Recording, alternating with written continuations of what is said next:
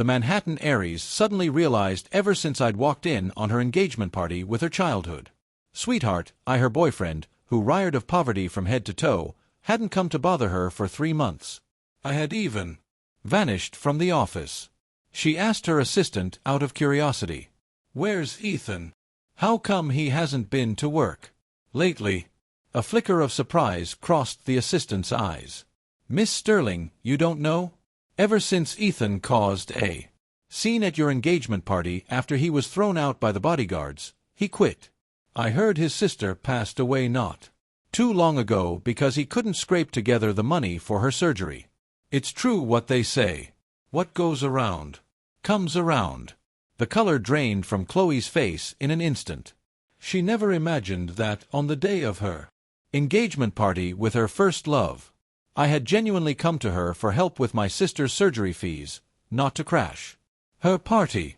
My girlfriend, the eyes Chloe Sterling, came from a wealthy family. Yet, in 7 years of dating, she never once bought me a gift.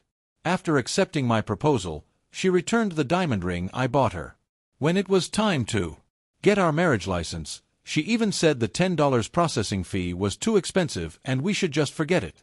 But then, she turned around and got a marriage license with her childhood sweetheart, Liam, even booking the city's largest 5-star hotel for their engagement party.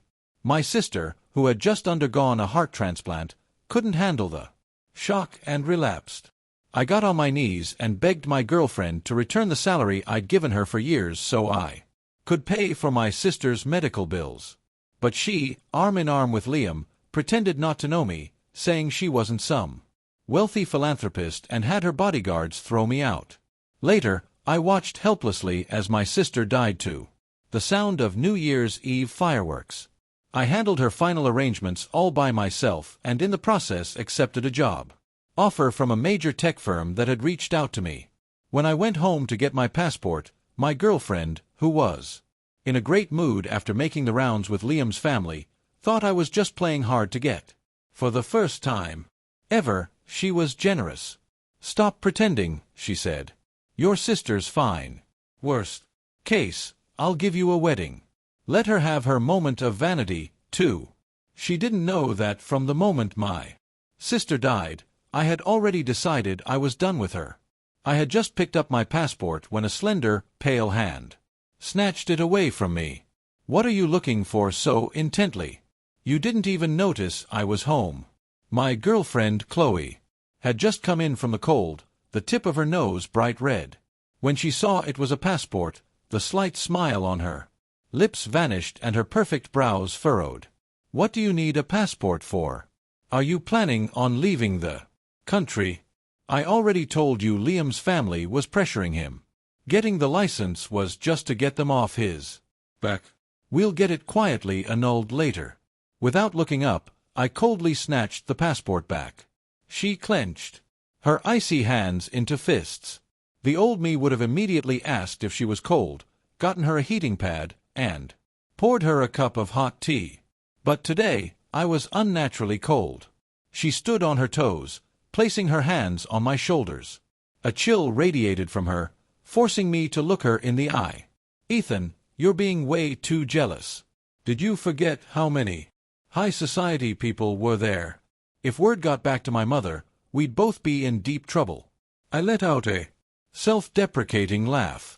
To her, I was nothing more than a toy she was ashamed to show in public. I pried her hands away, but she clung to me again. Her cold fingers traced the bruise on my cheekbone as she giggled. "Oh my, those awful bodyguards were too rough. They messed up my handsome Ethan's face. I'll dock all of their pay later." There it was again. In the past, no matter how furious I was, she could always wear me down with this relentless pestering. Until I forgave her. Not this time. 7 days ago, at the engagement party, Chloe's bodyguards had beaten me viciously as they threw me out on her orders. A toad lusting after a swan. "Mr. Thompson and Miss Sterling are a perfect match. Who the hell do you think you are?" Passers-by pointed and stared, mocking me for being an able-bodied man begging a woman for money. I had already lost all my dignity. Seeing that I was Still upset, Chloe finally played her trump card. She pulled out a pink bow-shaped barrette and dangled it in front of me. It's for Anna. Don't try to use her needing surgery to get my attention again. It's getting old. Anna. My sister, the only family I had left. She had a congenital heart defect and had just received a transplant a few days ago. She said she wanted to be there when Chloe and I got our marriage license to be the first to congratulate. But what she saw was Chloe getting a license with another man. She collapsed on the spot. The doctor told me that, with just $100,000 for the surgery, Anna had a chance to live. On New Year's Eve, I begged everyone I could think of for money. My calls were either ignored or I was cursed for bringing bad luck on a holiday. Amidst the sound of fireworks, 13-year-old Anna passed away in the prime of her youth, leaving me all alone. The thought of Anna's pale face was like a knife twisting in my heart. I didn't take the barrette from Chloe. "Chloe," I said coldly, "we're done." Before I could get the word out, Chloe cut me off.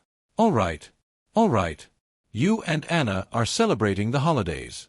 You must be short on cash, right?"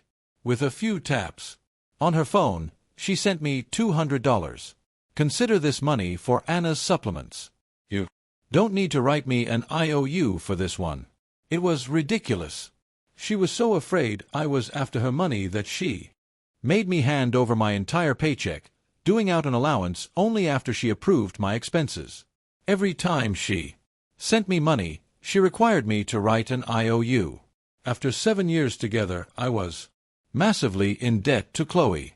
I used to think that because her family ran a business, she was just naturally cautious with money, so I indulged her demands. But her frugality was reserved only for me. She could drop a fortune on a luxury car for Liam, or buy him a mansion without batting an eye, making huge headlines every time. Where the money flows, so does the love. Snapping back to reality, I immediately sent the $200 back to her. "I don't need it." Chloe finally looked at me seriously. As if a thought occurred to her, she sighed in resignation. "Is it not enough? Fine. I'll give you a wedding." "All right, let your sister have her moment of vanity. You two are just alike." Vanity. The word was so grating, yet I had endured hearing it for 7 years. All I ever wanted was a normal relationship to exchange gifts and go shopping together. But she would accuse me of being vain and materialistic, claiming I was after her family's money. "We don't need a wedding. We're not married." Chloe's perfect features contorted into that familiar angry expression. Just then, there was a knock at the door. Chloe shot me a glare before turning to open. A moment later, I heard her voice bright with excitement. "What are you doing here?" I glanced over and saw Liam at the door wearing a puffer jacket that matched Chloe's. He raised a hand and familiarly affectionately ruffled her hair. "Princess, my friends are in town today. They want to meet their sister-in-law. Come spend the day with me." His eyes met mine over Chloe's shoulder, his gaze deliberately provocative. "Ethan, you're not going to get mad, are you? You didn't seem to mind the other day." As he spoke, he deliberately laced his fingers with Chloe's, showing off their matching wedding bands. Chloe's eyes lit up, and she quickly agreed. "What's he got to be mad about? Don't worry, I'll make sure you look good." With that, Chloe grabbed her purse and turned to go. She took 2 steps, then seemed to remember I was there. She let go of Liam's hand, stepped forward, cooped my face, and planted a quick kiss on the corner of my mouth. "Don't worry," she whispered. "This is the last time. After this, I'm all yours." "But Chloe, there is no after this for us." I roughly wiped my mouth, watching them laugh and joke as they walked away. Then I turned and picked up the resignation letter I had already prepared. On January 7th, my colleagues were already back at work. Seeing me finally show up, they exchanged knowing glances and snickered behind their hands. Can you believe Ethan actually showed his face here? He must be desperate for money. Causing a scene at Miss Sterling's engagement party. getting on his knees to beg her for cash. He has no shame. He always acts so smug like he's hot stuff just because he's been with Miss Sterling for 7 years. My dog is less pathetic when it's begging for scraps. He deserves it. Ignored their taunts and walked into the HR office. My expression unchanged. The HR manager sneered. Your request has been filed. As soon as Miss Sterling signs off on it, you can pack your things and go. And given the circumstances, don't expect any severance pay. I nodded, said nothing, and walked out of the company. The sun was setting, the holidays had just ended, and the streets were filled with couples and young families. And then there was me, completely alone. An overwhelming sense of loneliness washed over me. My only family, the career I'd worked so hard for, and the woman I loved, they were all gone. I slowly walked the route I had taken for 7 years, back and forth between home and the office.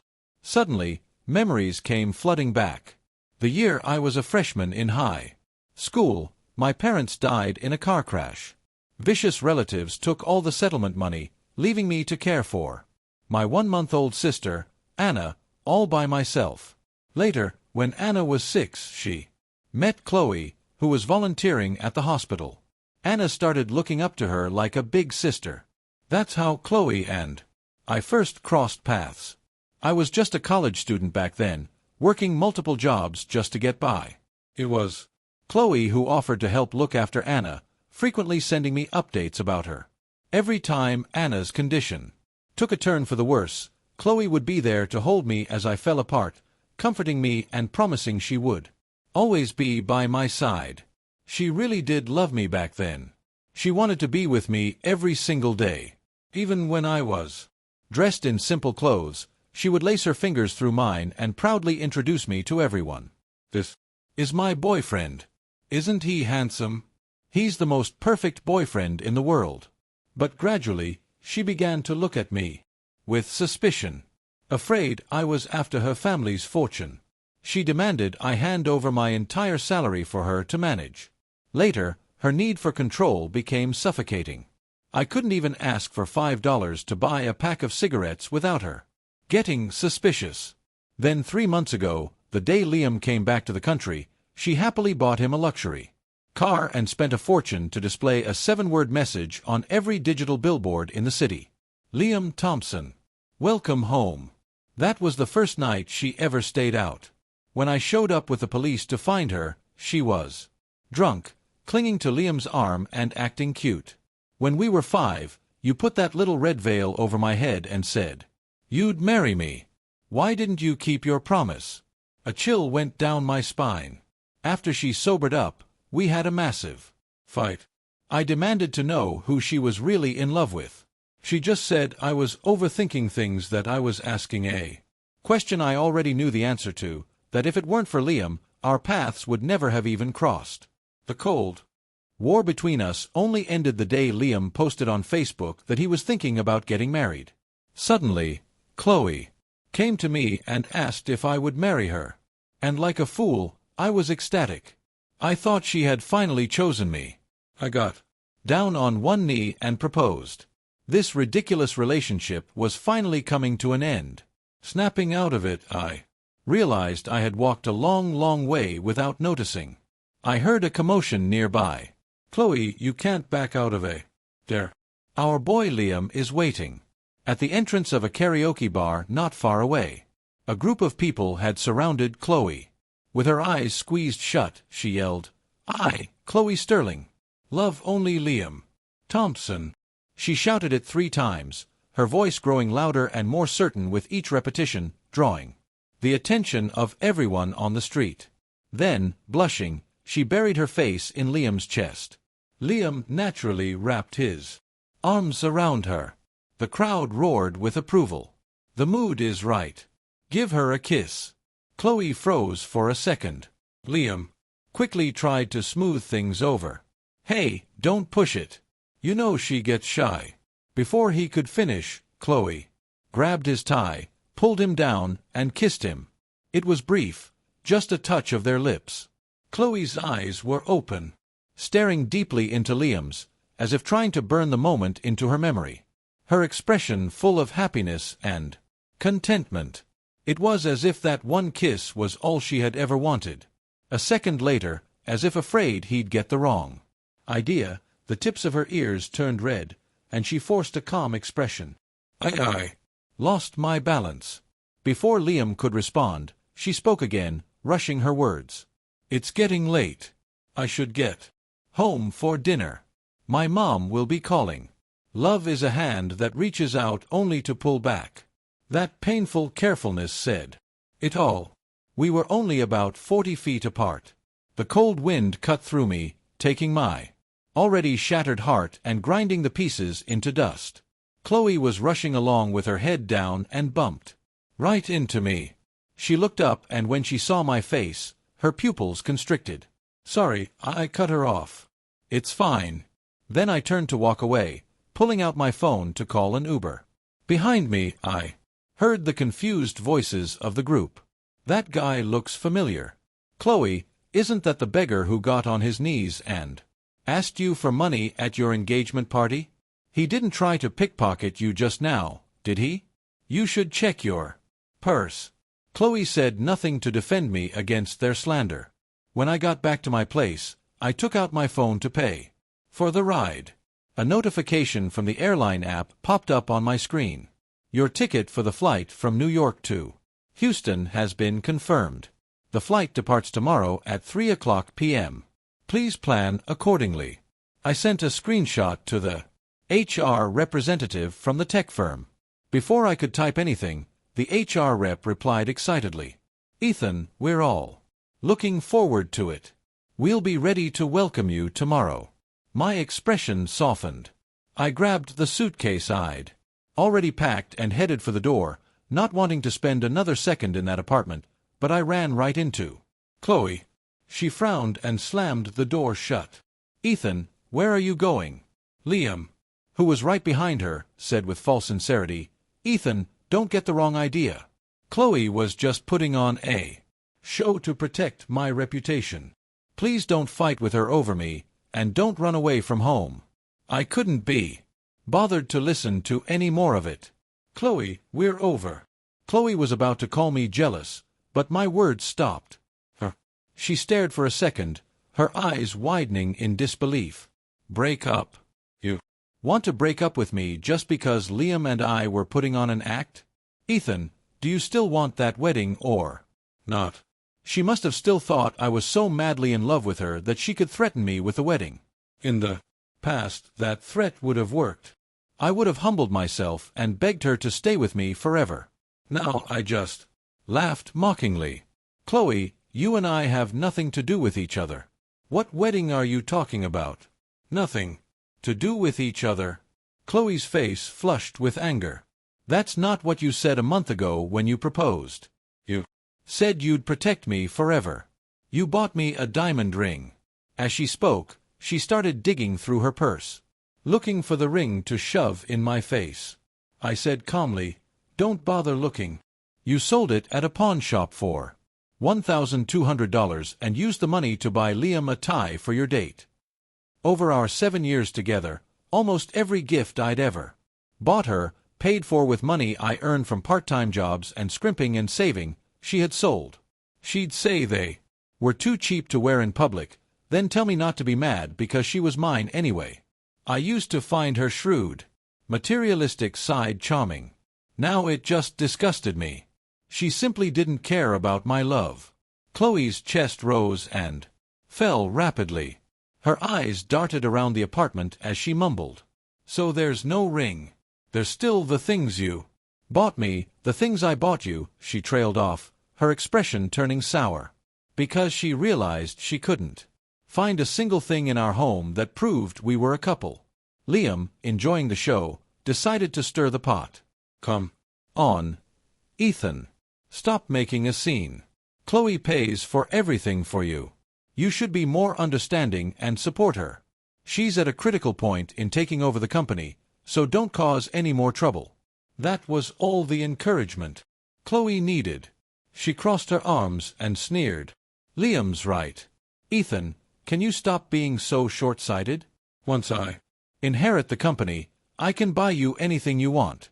Now, put down that suitcase or don't blame me for cutting you off. I took my hand off the suitcase and instead pulled out a box full of IOUs. Chloe, for 7 years you gave me a $200 monthly allowance. For any other expense, you made me write an IOU. Have 500 of them here, totaling $20,000. Anna's surgery and treatment cost $300,000. I gave you my debit card to hold on to. My salary for the past 7 years totals at least $1 million. Now, I'd like the remaining $680,000 back. Furious, Chloe knocked the box from my hands, sending the IOUs fluttering to the floor like snowflakes. Ethan, we've been together for 7 years. Is a few hundred $000 more important to you than me? Are you trying to just take the money and run? The disgust and contempt in her voice made it hard for me to speak. Chloe, that's money I earned through my own hard work. To my surprise, she exploded in anger, the complaint tumbling from her lips. Money, money, money. Is that all you ever think about, Ethan? Why can't you be more like Liam? He doesn't care about material things. He's never asked me for a single thing. My mother was right. Dating someone poor like you is a complete waste of time. We're not in the same league. Your hard-earned income? Are you kidding me? Without me, you'd have nothing. That was the salary I paid you. I gave another self-deprecating laugh. Liam never had to ask for anything, because he already had everything.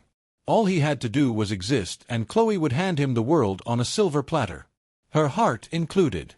Seeing my silence, Chloe said harshly, "Fine. Ethan, take your damn debit card back. I'm done holding it for you." The next second, she threw the card at my face. The edge of the plastic cut my cheekbone. I touched my cheek and my fingers came away red with blood. Chloe's anger vanished, replaced by panic. She reached for my face. "Ethan, are you okay?" I laughed bitterly and pushed her hand away. Seeing the panic in her eyes, I spoke, my voice flat. "Chloe, aren't you tired of this game yet? The rich girl playing house with the poor boy." "Because I'm done playing." I picked up the debit card, stood up, and grabbed my suitcase. Then I walked out, stepping on the IUS. That represented the last shred of our connection. Chloe looked dazed. When she saw my hand on the doorknob, she snapped out of it and blocked my way. "Ethan, don't be angry. This is just how fights are." I didn't mean what I said. Turned the handle, walked out the door, and never looked back. At the hotel check-in desk, I took out my debit card to pay. The clerk informed me the card was declined for insufficient funds. I apologized and paid with the $2,000 the tech firm had advanced me for travel expenses. After dropping my luggage in the room, I checked my bank statement. That's when I discovered my account was empty. The transaction history was full of charges from romantic restaurants, hotel suites, and high-end men's clothing stores. Chloe had never taken me to those places or bought me those things. It was obvious who she'd been spending the money on. Just then, I got a message from HR. "Ethan, if you're in a hurry, you'll have to get Miss Sterling's signature yourself tomorrow morning." I replied with a simple, "Okay." I slept soundly. The next morning, as I passed the HR department, I saw Chloe's elegant figure. The HR manager was busy with Liam's new hire. Paperwork, fawning over him. "Mr. Thompson, Miss Sterling treats you so well. You two are such a perfect match." Liam looked smug, a vice president badge pinned to his chest. "Chloe, you just made me VP right out of the gate. Won't people say I only got the job because of you? I seem to recall Ethan was with you for 7 years and he only ever made it to team lead." Chloe dismissed his concern, straightening his cuffs. "You're my husband. Who would dare say anything? Unless you don't want to use my connections." They looked for all the world like a doting newlywed couple. Since I'd run into Chloe, I figured I might as well get it over with. I handed her my resignation letter. "Miss Sterling, I need your signature. Chloe's eyes lit up when she saw me. She took the letter slowly. She glanced at the letter, then gave a disappointed, mocking smile, threatening to quit. Don't pretend you have a backbone. Have you forgotten your sister's heart condition? The follow-up treatments and recovery costs. With your savings, you'll be broke in a week. Liam looked smug. That's right, Ethan. Don't risk your sister's life just to feel good for a moment. The HR manager, unaware of the situation, chimed in. But Miss Sterling, Ethan's sister, already passed away. He took bereavement leave a while back. Chloe froze, her fingers clutching the letter, beginning to tremble. She looked at my flat expression and suddenly seemed uncertain. Why didn't you tell me? Seeing the flicker in her eyes, I suddenly remembered years ago Chloe sitting by Anna's hospital bed, her face gentle as she read her a bedtime story. And I remembered Anna on her deathbed, holding my hand through her tears. Ethan, I'm so sorry, she'd said. I never should have pushed you and Chloe together. She's a liar. The sharp pain was still fresh. I said coldly, Miss Sterling, is that a personal matter I'm required to report to you? Liam frowned, about to reprimand me for my insolence. But the next moment, Chloe suddenly pulled me out of the HR office. She glanced around nervously, then gently pushed the resignation letter back into my hand. She stepped closer, reaching out to smooth a wrinkle on my suit jacket, her voice uncharacteristically soft. Ethan, don't be rash. Wait for me. We can talk properly after work. Okay. Just then, Liam threw the door open. Chloe, your mother just called. She said she needs to talk to you. Chloe turned quickly, looking for all the world like she was making a hasty retreat. I shook my head and was about to leave, but Liam stuck his foot out to block my path. Ethan, do me a favor and clear out your office quickly. I'll be moving in. The vice president's office wasn't the same as the team lead's office. I knew he was just doing it to spite me, but it didn't matter. I was leaving anyway, and I did have a few things to collect. I had just finished packing my belongings when there was a knock on my office door. I opened it to find an employee from an auction house holding an exquisite box, a sycophantic smile on his face. You must be Chloe's partner, correct? This is the watch your girlfriend purchased for you at auction. Would you please try it on? I stood there stunned. What was this? A parting gift? The onlookers hadn't heard what the man said, but they recognized the logo on the box and began to whisper. That's a Peck Phip. The cheapest ones are over $20,000. No wonder Ethan's quitting. He must have found a rich new girlfriend. Before I could say a word, the employee had taken out the watch and was gesturing for my wrist just as he was about to fasten the clasp. Ethan, I know you're broke, but I never thought you'd stoop to stealing my watch by pretending to be me. Chloe's husband. Have you no shame? Liam had appeared out of nowhere, looking at me with utter contempt. Hearing this, the employee from the auction house looked terrified and began to apologize profusely. Liam waved him off, then turned to me with a look of false sympathy. It's all right. Ethan probably hasn't seen many nice things. It's understandable that he got a little greedy. It's just that the company can't have a thief on the payroll. I knew it. Chloe would never be that generous with me. At this, the onlookers urged Liam to try on the watch. Mr. Thompson, Miss Sterling treats you so well. She absolutely spoils you. That Ethan is so shameless trying to impersonate you. Say we just throw him out. I let out a bitter laugh and was about to pick up my box of belongings and leave, but then I heard Chloe's voice. Ethan, what's going on here? Everyone immediately jumped to Liam's defense. Ms. Sterling, Ethan is a thief. He was trying to steal Mr. Thompson's watch right in front of him. That watch must be worth hundreds of thousands. We should call the police. That's right. A person like Ethan has no place in this company. Liam smiled, deliberately flashing the watch on his wrist. Don't listen to them, Chloe. I love the gift you got me. Chloe's expression immediately darkened. I lowered my gaze, waiting for Chloe to call me vain and materialistic, but instead she snapped at Liam. Take it off. Take it off. Those 3 words left everyone in the room stunned into silence. Their eyes darted between me, Chloe, and Liam. They never would have dreamed that Chloe would demand her own husband take off the watch. It was a blatant slap in the face to Liam. Even I found myself staring at Chloe. Her expression was serious, not faked, and I couldn't figure out what she was doing. The faint smile on Liam's face vanished, his face turning pale. He shot me a venomous look. But under Chloe's sharp gaze, he had no choice but to raise his wrist, his other hand fiddling with the clasp. When he still hesitated, Chloe repeated herself. Take the watch off and give it back to Ethan. The word back sent another shock wave through the room. Had they all been misled by Liam? Had they misunderstood me? This time Liam didn't hesitate. He quickly unclasped the watch, tossed it back in the box, and tried to save face. He forced a smile and said with a helpless shrug, Princess, the man from the auction house just delivered it. I didn't take it from him. The old Chloe would have melted at the word princess and would have believed anything Liam said. But this time, Chloe cautiously handed the watch to me. Ethan, I bought this for you. I'm sorry I let someone else wear it first. Feeling the piercing stares of the onlookers, she seemed to snap back to reality and quickly made an excuse. Chloe cleared her throat. You've been a loyal employee for many years. Consider this a parting gift.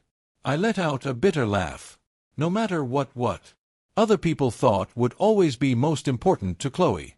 I just picked up my box of belongings. No thank you, Miss Sterling. While I've worked for you for years, we don't have that kind of relationship. I can't accept such an expensive gift. Seeing me pick up the box, Chloe's face fell, thinking I was about to walk out for good. She forgot herself and grabbed my arm. Ethan, I haven't accepted your resignation. You can't just leave. Liam gently took Chloe's other hand, reminding her softly. Chloe, I know you value his talent, but Ethan has made up his mind. We can't force him to stay. Everyone's watching. Calm down.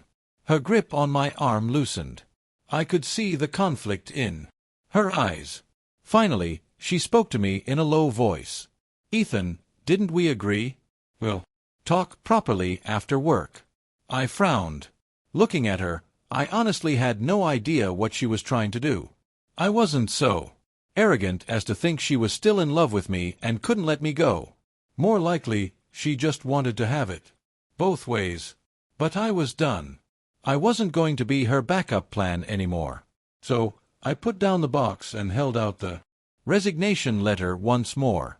Miss Sterling, Mr. Thompson, is right. Please, just sign it. I'm not a good fit for this company anymore. Liam chimed in. He's right, Chloe. Just let him go. You can't force these things. But his words seemed to enrage Chloe. Her eyes flashed with fire as if she'd been deeply insulted. The next second, she snatched the letter from my hand, tore it into tiny pieces, and said, enunciating every word, Fine. Ethan. You win. I admit it. You're my boyfriend. Please, will you stay at this? The onlookers were utterly flabbergasted. After all, in their eyes I was just some low-life leech who wouldn't leave Chloe alone. I laughed sarcastically. Don't joke, Miss Sterling. Mr. Thompson is the one you have a marriage license with. He's the one you had an engagement party with. How do you think saying this makes him feel? The look on Liam's face was absolutely foul. For some reason, I felt a strange sense of satisfaction. In the past, it was always me who had to stand by and watch Liam flaunt his position, leaving a bitter taste in my mouth. Now, finally, he was getting a taste of his own medicine. Chloe's expression was also grim. She suddenly forced a smile. Ethan, where else can you go? You're over 30. What other company is going to hire you? Don't push your luck. I glanced at the clock on the wall. With all this drama, it was already 11. If this went on any longer, I was going to miss my flight. So, I gave her an ultimatum. Miss Sterling, I wanted to do this amicably. But if you refuse to let me resign, my only option is to get a lawyer and file a complaint with the labor board. Chloe looked at me in utter disbelief. She couldn't believe I was this determined to leave. From behind me came a stern, authoritative voice who was filing a complaint with the labor board. Chloe turned and a shiver went through her. Like a mouse facing a cat, she respectfully said, "Mother, what are you doing here?" Chloe had inherited her mother's looks. They were 70% alike. Mrs. Sterling was impeccably maintained. Dressed in a Powers suit, she looked to be in her late 40s at most, though the fine lines around her eyes and mouth told a different story. Hearing Chloe's informal address, the lines on Mrs. Sterling's forehead deepened. "What is the proper way to address me in the office? Do I need to remind you?" Chloe pressed her lips together suddenly as meek as a lamb. Madam Chairman Liam, however, smiled warmly and took Mrs. Sterling's arm. "Mother, what brings you to the office?" Mrs. Sterling's features softened as she smiled back at him. "When we spoke on the phone earlier, I could tell something was wrong with Chloe. Was worried there was an issue with your new position as VP, so of course I had to come see for myself." Liam immediately played along. "Mother, I knew you'd be worried about me." I knew Liam was deliberately acting familiar with her. "Mother," a clear display of dominance, telling me in no uncertain terms that he was Chloe's husband and the man of the house. The onlookers, having completely forgotten about me, began to shower them with compliments. "It's an honor to finally meet you, Madam Chairman. Your reputation for being decisive precedes you. We can only hope to follow in your footsteps." A sarcastic smile touched my lips. I picked up my box again and started to walk away. "Young man, wait." Mrs. Sterling suddenly called out to me. Her presence was commanding, her gaze sharp. "You failed to provide a month's notice. Even if you file a complaint with the labor board, the outcome will not be in your favor." I cut her off with a bitter laugh. "Madam Chairman, you misunderstand. I'm not trying to get anything from you. I just want to leave as quickly as possible. I don't want a thing." Mrs. Sterling paused, then glanced at Chloe. Chloe just stared at the floor, looking guilty. As if a thought occurred to her, Mrs. Sterling smiled, looking magnanimous. "You should have said so. Chloe has only recently taken over. She can be a bit clumsy in these matters. I'll authorize it. You're free to go." Chloe's head snapped up. She grabbed her mother's sleeve. "Mother, don't let him go." At this, Mrs. Sterling's expression turned to ice. "The matter is settled. Everyone, get back to work." Her chest rose and fell, but she stopped me one last time. "Young man, a word. It won't take long." Since my resignation was settled, I didn't see any point in defying her. So, I followed her into the conference room. Chloe and Liam followed us in. Chloe looked pleased. "Mother, are you going to The next second, her mother kicked the back of her knee and she collapsed to the floor. I heard a sharp thud. Chloe clutched her knees, her face ashen and covered in a cold sweat, but she didn't dare to utter a single word of protest. Mrs. Sterling's voice was sharp as she reprimanded her. "Are you insane, Chloe? You cried and begged me. You threatened to kill yourself to get me to bring Liam home to marry you. Now you have what you wanted. You're married to him and you're carrying on with someone else.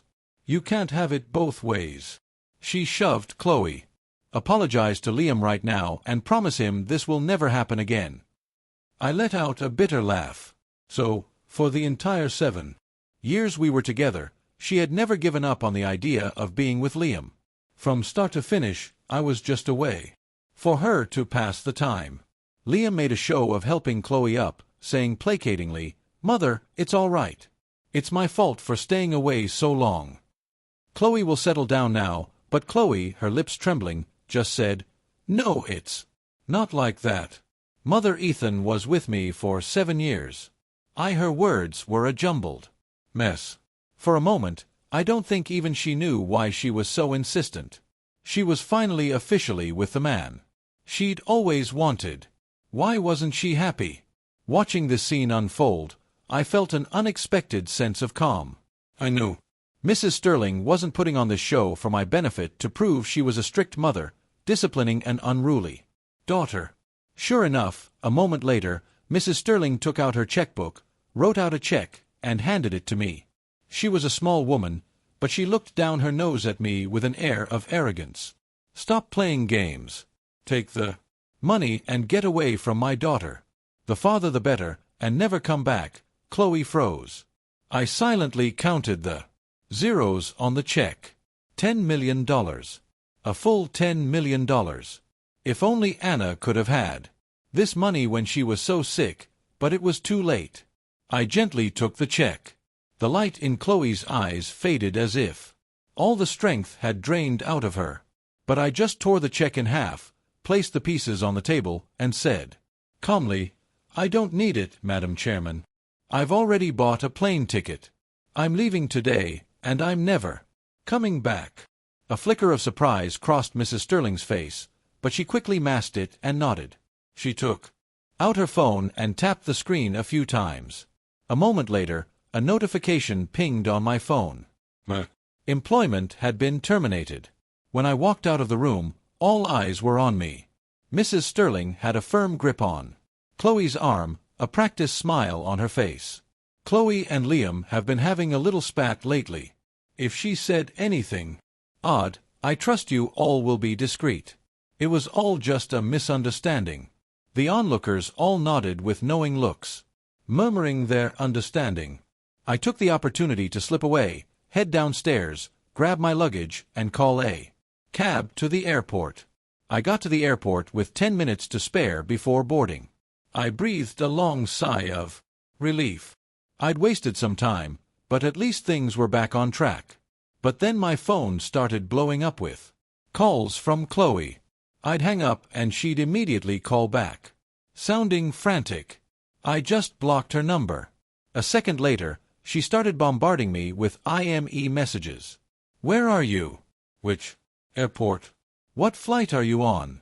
I'm coming to find you now. Don't move. Wait for me." I found it all bizarre and irritating.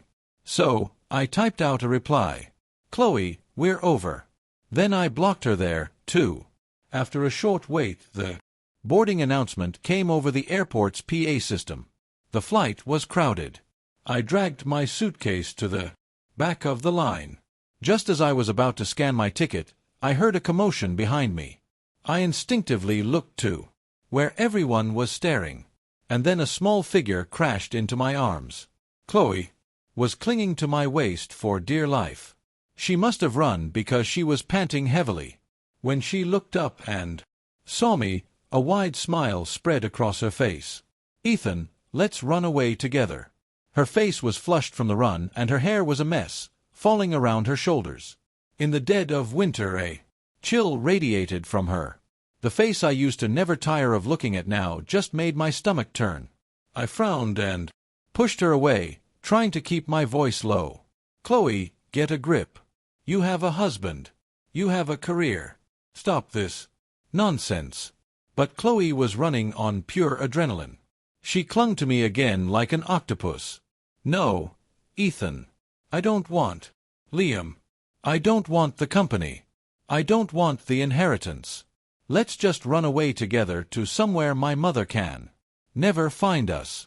The people around us, not knowing the situation, assumed we were a young couple about to be separated by distance and gave us knowing smiles.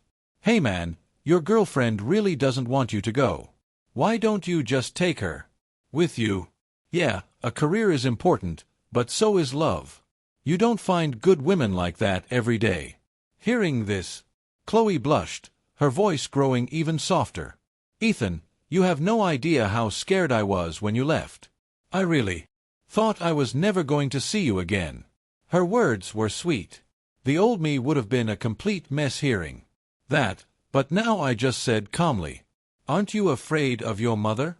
She has eyes and ears everywhere. What will you do when she finds you?" Chloe screamed as if triggered. "Don't talk about her. She's a lunatic. She's the one who married a gold digger, and she took it out on me if she hadn't brainwashed me into thinking no one could ever love me, that they only wanted my money. I never would have lost you." As she spoke, she pulled out a black credit card and placed it in my hand like a precious treasure. "Here, I've wanted to give this to you for a long time. Ethan, from now on, I'll hold nothing back. Please, just give me one more chance to love you."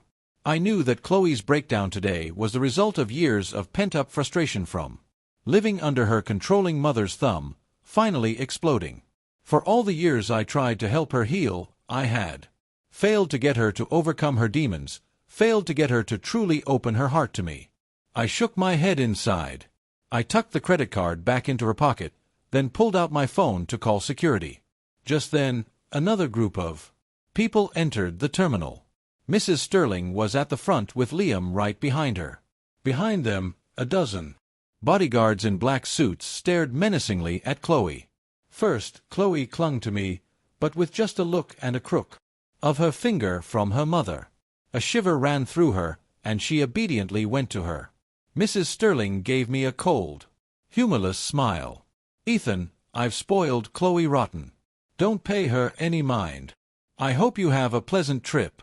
I knew what she was really saying. Never come back. I looked at Chloe, head bowed, meekly, letting Liam take her hand. Suddenly felt a pang of pity for her. Her rebellion was so utterly powerless against her mother. "Goodbye, Chloe." Turned, scanned my ticket at the gate, and boarded my flight. In my suitcase were Anna's ashes. I looked out at the city I had called home for over 30 years and waved goodbye. As I gently touched the suitcase, I could almost hear Anna's voice. "Wherever you are, brother, that's my home." After I landed in Houston, the HR representative, Ada, greeted me warmly. She had already found a beautiful cemetery plot for Anna's ashes. The CEO, a woman named Ada, offered me a 7-figure salary. Unlike Chloe, Ada was a self-made woman who had built her company from the ground up. She was highly respected in the industry. She looked at me and smiled. "Ethan, I saw you at a conference 3 years ago. I knew then that one day you'd be on my team." I nodded and threw myself completely into my work. I didn't see Chloe again for 6 months. She was dressed in a power suit, her lips painted bright red, laughing as she walked out of a conference room with Ada. Chloe smiled faintly. "What's the matter, Mr. Jiang? You look surprised to see me." "I'm here to sign a contract, a $50 million deal." Ada smiled and told me to show Chloe around. I frowned and asked Chloe what she was really doing. "Here." Chloe just smiled and pushed a document across the table to me. I said impatiently, "This isn't my department." Chloe laughed and pushed a pen into my hand as if expecting praise. "Read it carefully." I glanced down and froze. The document was titled Deed of Transfer. I shot up from my chair. Chloe laughed, a chilling sound that made my skin crawl. She threw her arms around me, her voice filled with a terrifying sort of happiness. "You have no idea how hard this last 6 months has been, pretending to be a happy couple with Liam just to oust my mother from the company. Ethan, I'm giving it all to you now. How do you see how much I truly love you?" I thought she had lost her mind. I tore the document to shreds. "Chloe, we have nothing to do with each other anymore. Please just leave my life alone." Because of what happened, I was distracted on my way home from work until the sharp blare of a horn cut through my thoughts. The next second, someone shoved me hard and I fell to the ground. The world spun and a ringing filled my ears. After a long moment, my senses slowly returned. I blinked and realized there had been a car accident right next to me. Lying in a pool of blood was a petite woman with dark hair. Her face was covered in blood, but I recognized her instantly. "Chloe." The ringing in my ears intensified. I stumbled over to her and checked if she was breathing. It was faint, but it was there.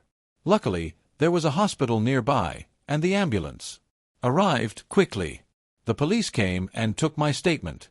They told me the driver had been drunk and had swerved onto the sidewalk. It was Chloe who had pushed me out of the way, taking the impact herself. In the hospital, Chloe's lips were pale, her head wrapped in thick bandages. The doctor said she was lucky, just a mild concussion and exhaustion. She would be fine after some rest. Out of a sense of obligation, I took time off work to stay with her until she woke up. Honestly, she had saved my life. Anyone would be moved by what she did, but I couldn't understand. She had gone to such lengths to be with Liam. Now that she finally had him, why was she trying so hard to find me? As I was thinking, her eyelashes fluttered and she woke up. Before I could say anything, she grabbed my hand. "Ethan, I've divorced Liam. The news just hasn't broken yet. Please don't avoid me."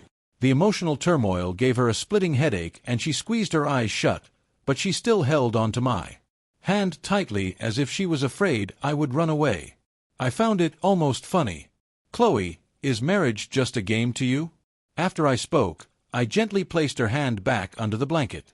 Seeing the panic on her face, I explained, "I'm going to get the doctor." She seemed to relax then, looking up at me with sad puppy dog eyes. But I didn't go find a doctor. As soon as I left the room, I called Liam. The moment he answered, I could hear him gritting his teeth. "Ethan, you calling to gloat? Don't think you can just waltz in and become the Sterling's golden boy just because Chloe fell for your little hard-to-get act in your dreams." How ironic. Did he think everyone was like him only after the family name and fortune? I just said, "Chloe's been in an accident. You need to come get her." After I hung up, I went to find her doctor. The doctor told me she was recovering well and could be discharged in a couple of days. But Chloe pouted, looking displeased. "If I get better, does that mean you'll stop taking care of me? You're finally being nice to me again, just like you used to be. I don't want to leave the hospital. I wish that car had just paralyzed me." Hearing her unhinged words, I just felt it was absurd. She always had a tendency to be bratty, but she was 30 years old. How could she still be so childish? I handed her a peeled orange. "Don't say things like that. If you were paralyzed, your mother would never let me hear the end of it." She seemed disappointed. She picked at the orange peel for a moment, then set it on the table petulantly. I didn't react. I just picked up my briefcase. "Liam is coming to pick you up tonight. I have to get to work." With that, I turned and left. I could hear her shouting my name in a rage, calling me heartless. Liam was surprisingly efficient. That evening, I went to the hospital to hand things over to him. But the moment I walked into the room, he punched me, his eyes bloodshot with rage. "Ethan, nothing good ever happens when you're around Chloe. Why can't you just leave her alone?" I saw Chloe's anxious expression as she scrambled out of bed to stand between us. Then I looked at Liam's furious face. A sarcastic smile played on my lips. Were they acting out some kind of soap opera for me? Should I play the part of the devoted lover? The story of rekindled love was a nice one, but I had no interest in being the second-string boyfriend. I kicked Liam in the stomach, threw Chloe's medical chart at him, and said coldly, "Liam, control your own wife." I had thought that once Liam took her home, it wouldn't be long before her interest in me faded. Once she got used to me being gone, she'd stop looking for me. Who would have thought she'd start waiting for me outside my office every single day with Liam in tow bringing her hot coffee to keep her hands warm? They became a strange fixture. Today was even more absurd. A stretch limo was parked out front. Mrs. Sterling was here, but Chloe stubbornly refused to leave. They were drawing a crowd. My CEO, Ada, saw the spectacle and laughing, told me to go handle it before it affected the company's image. I was speechless. Went downstairs and walked over to Chloe. The wind was biting. Chloe pushed her mother away, rubbing her frozen hands together, and asked me cheerfully, "Ethan, does this mean you've forgiven me?" I just said, "Your mother is here. You should go home with her." The smile vanished from Chloe's face. Mrs. Sterling's dark eyes were like pools of ink. Her voice was calm but held a clear threat. "Chloe, did you really think you could push me out so easily? If you don't want the company, then stay here. I'll find someone else to run it." At this, Liam grew anxious, tugging on Chloe's sleeve. "Chloe, we've been here long enough. It's time to go home. Ethan isn't worth all this." A flicker of hesitation crossed Chloe's eyes. She glanced at me, then stiffened her neck. "If you won't let me have it, then I don't want the inheritance. I just want to be with Ethan. He's not like my biological father. He won't abandon me, whether I'm rich or poor." Those words hit Mrs. Sterling where it hurt. Years ago, Mrs. Sterling had married a social climber who, after cheating on her, had drugged both mother and daughter in an attempt to kill them and take the family fortune. For the first time, I saw the composed, elegant Mrs. Sterling's face twist into a vicious snarl. "Fine, don't you dare regret this, Liam. Come with me. Leave her." Liam hesitated for a moment, then followed Mrs. Sterling. I looked at Chloe, standing there all alone, and felt a massive headache coming on. Mrs. Sterling was true to her word. She froze all of Chloe's accounts. With no other options, Chloe had to start selling her luxury belongings. Because her English wasn't great, she could only find manual labor jobs, washing dishes. Seeing the chill blades on her hands worsen, her fingers growing stiff and hard to bend, I tried time and again to convince her to go home, telling her I didn't love her anymore. But she seemed to be in her own world, a blissful look on her face. "I know you're just saying that for my own good. It's okay. I don't mind the hard work. I have to fight for us. I'm her only child. She'll give in eventually. Then you can come back with me and I'll transfer all my assets to your name." Okay. I had to admit she was living in a fantasy world. The old me would have indulged her, treated her like a child. But now I saw how selfish and terrifying this overgrown child truly was. I had done all I could. I stopped paying attention to Chloe's life and focused on my work. My performance was exceptional, and Ada promoted me to vice president with a $5 million salary. Everyone at the company congratulated me. On the day of my promotion, Chloe was waiting for me downstairs. She cautiously handed me a tie. "Ethan, congratulations on your promotion. I spent a whole month's salary on this for you. Why don't you try it on?" I took it from her. Her eyes lit up, a smile spreading across her face. Then I turned to a colleague who was walking by. "Hey, want to buy this tie? $50. My colleague laughed. "This brand isn't cheap. Are you serious?" I nodded. I took his money and handed him the tie. Chloe watched, the color draining from her face. How could you?" I chuckled softly. "Chloe, isn't this exactly what you did to me for 7 years? Do you really think we could ever have a future together?" With tears in her eyes, Chloe looked at me, then turned and ran. The next day I heard from the restaurant where she worked that she had gone back home. Not long after, news broke that she had filed for divorce. But after that, there were no more scandals. She became a powerful CEO, someone everyone in the industry wanted to get on the good side of, and our lives became parallel lines destined never to cross.